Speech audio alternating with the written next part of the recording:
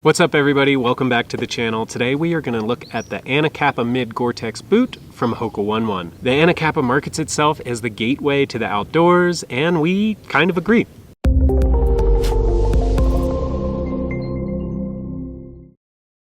If you're new to the channel, my name's Ben, and I'm part of the team here at the Adventure Junkies, where we help people like you choose the right gear to get outdoors. If you want to learn more, definitely visit our website at www.theadventurejunkies.com. Now let's move on to what you're really here for. Let's talk about the Anacapa Mid Gore-Tex boot. So the version that we tested today retails for $185. I can't believe I'm saying this, but that's on the low side compared to many boots that we've tested this season. So it's definitely a little more affordable than some of the other boots out there. You can pick them up in sizes 7 through 15, and they are not available in wide sizes. You can pick these up in 5 different color combinations. In terms of weight, the Anacapa is lighter than most of the boots that we've tested this season. For those interested, my size 13s on my scale weigh 1 pound 2 ounces, and that's 503 grams per shoe. Pretty light. Now, I know, that is hard to visualize for a lot of people. It's hard to visualize for me what the weight of footwear is. But what I can tell you is they feel light underfoot. They feel light in my hand. When they're on my feet, I don't really notice them. They're definitely a light boot. This is a fully waterproof boot. Hoka uses a Gore-Tex membrane to keep your feet dry and allow a little breathability. Now, the upper is constructed mostly of traditional stitching, and traditional stitching really helps with durability. You'll see a lot of, especially trail running inspired footwear these days. They use welding techniques rather than stitching, but on a boot like this, the stitching is appreciated, especially for one that's so lightweight. You can see we've got a low profile toe cap that offers a little bit of protection about bumping rocks, but nothing too burly here. Looking at the lacing system, this is pretty standard, especially for what we're seeing this season. You just have traditional eyelets and then 3 metal lace hooks. I did find the lace hooks to be a little annoying to use when I was in a hurry. Not a huge deal, but just something to be aware of. So we've got the signature Hoka 11 compression molded insole on these as well. They started with this in their running shoes and then have adapted it into their hiking boots as well. We saw this similar to the Hoka Kaha that we reviewed earlier this season. All right, so the outsole is the super grippy Vibra Mega Grip rubber with 5mm lugs. Lastly, we have a PU, or polyurethane molded sock liner, and it's actually made up of 50% soybean oil. Pretty standard sock liner. You can remove them and replace them with your custom molded insoles or just your favorite insoles. All right, everybody, just a quick note. If you're finding this video at all helpful, please make sure to like and share it so more people like you can find it. All right, so now that we've covered the basic construction, let's talk about performance and fit. That's probably what you're really here for. So I mentioned the super grippy Vibra Mega Grip rubber. They had this on their Kaha that we reviewed earlier this season, and I just was going on and on about how grippy it is. It's super grippy. Just trust me, it works on pretty much every terrain that I tested it on, except I did find it to get a little slippery on wet granite, which was a little surprising, to be honest. So I did have these out in some spring rain showers. The Gore-Tex held up great. I didn't have any leaking whatsoever. Appreciate the dry feet.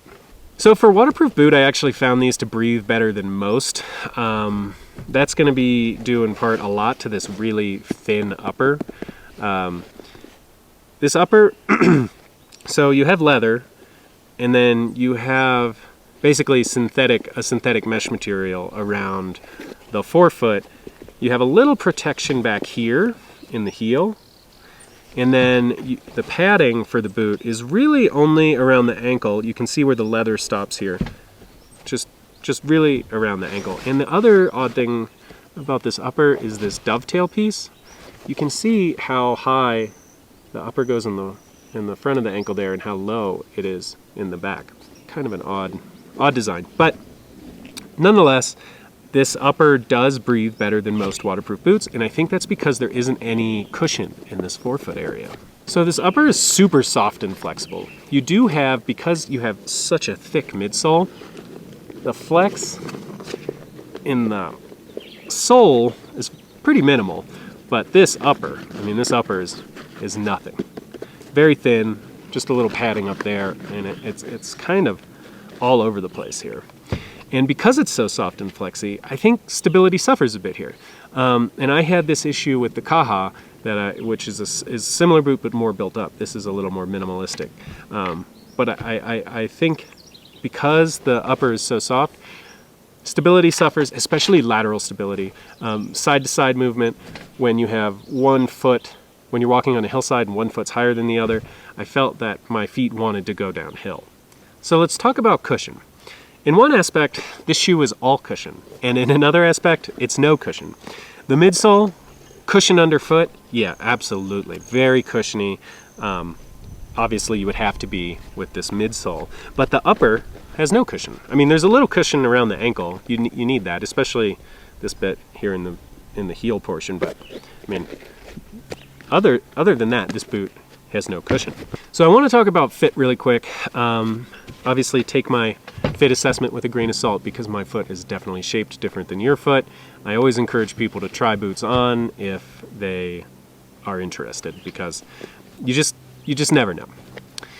But I found these to fit pretty true to size. They don't come in wide sizes, which is unfortunate because this is a narrow boot. It doesn't really feel comfortable on my foot. It's just too narrow. In terms of shape of the toe box is also narrow, which is good. It helps lock your feet in place, and that's going to help especially on downhill. But I like a wide toe box where you can spread your feet out. It helps with stability, especially in a shoe where I feel like is already suffering a bit, especially from lateral stability. I like to be able to spread my toes out, and you can't really do that with this shoe. But if you like a narrower fit and a narrower toe box, this could definitely be a boot worth looking into. How easy is it to lace these boots? It's as easy to lace these boots as any other pair of boots.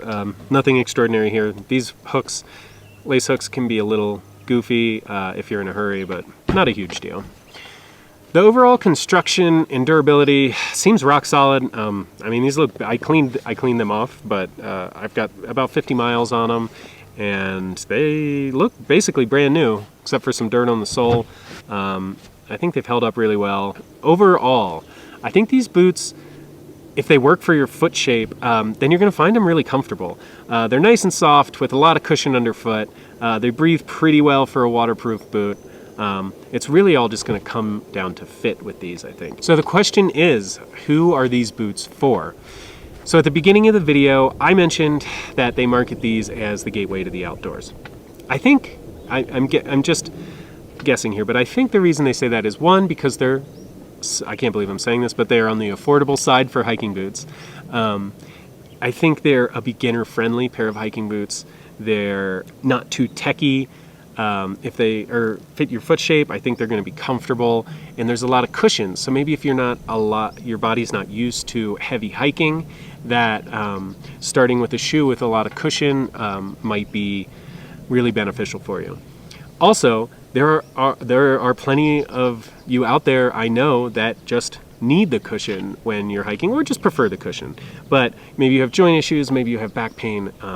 Something with a lot of cushion like this could be really beneficial for you. So, gateway to the outdoors. So what type of hiking are these for? Definitely, these are day hikers through and through. I wouldn't backpack with them. There's not enough support and stability. But for a good waterproof day hiker, yeah, the Anacapa is right where they need to be. Just to wrap things up, what do I like about them? I like the price. I like that they're waterproof. I like that they're really lightweight. They're breathable, and they're good for those who need or just want a lot of cushion underfoot. Now, they're obviously not perfect, so what do I not like about them? I think they lack lateral support. The flexi upper is just not good for carrying weight. All right, everybody, please make sure to like and share the video. If you have a pair of Anacapas and you think I got something wrong, or maybe you agree with my assessment, let me know in the comments. It's helpful for other hikers. It's helpful for us to improve the channel. If you're interested in purchasing a pair of Anacapas, we put a link to purchase them in the description below. Just a quick note that it's an affiliate link, so we do get a small commission for every sale. It doesn't cost you anything, but it really does help the channel. All right, everybody, that's it. We'll see you next time. Happy hiking.